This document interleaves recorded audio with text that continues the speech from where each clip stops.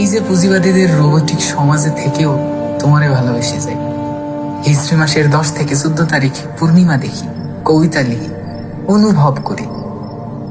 আদিম যুগের মতো মত প্রকাশ করতে পারি না। প্রেম হবে না জেনেও কাছে আসি, পাশাপাশি 9টা to 5টা আমার জীবনের লাগে যায় না। মুক্ত স্বাধীন ফিঙ্গের মতো উইরা বেড়াই কোনো আকাশহীন। খোদার আসমানও দখলে নিয়েছে ওরা। আকাশগুলো সব ফাইটার প্লেনে উড়ে গেছে। খোদারে সিজদা করি, মসজিদে যাওয়ার সাধ্য হয় না আমার। খোদার ঘর কথিত নামাজের পরেই বন্ধ কইরা দেয় সাম্রাজ্যবাদের গোলাম। আর তোমার মসজিদের সামনে দিয়ে যাওয়াই তো নিষিদ্ধ। আমি নফল ছোটার কলঙ্ক লইয়া দুনিয়া ঘুইরা বেড়াই, আর অরিয়েন্টালিস্ট মোল্লারা ফতোয়ার কিচ্ছা শোনায়। তার মক্তবের বাতাসা মুড়ি খাইছে বার্গার পিজে, আর কণ্ঠ কেলেছে গিটারে।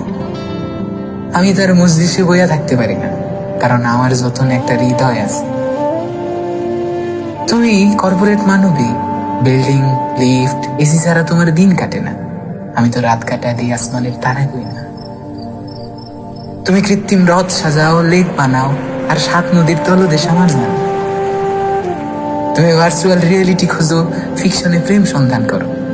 আমার 100 গোলাপ তোমায় মাতাল করে না।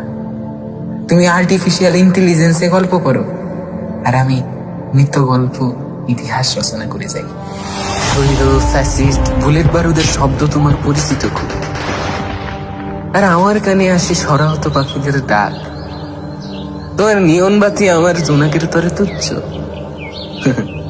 আমি হাসি দিল খুলে, কাঁদি, দুঃখ মুছিয়ে নি।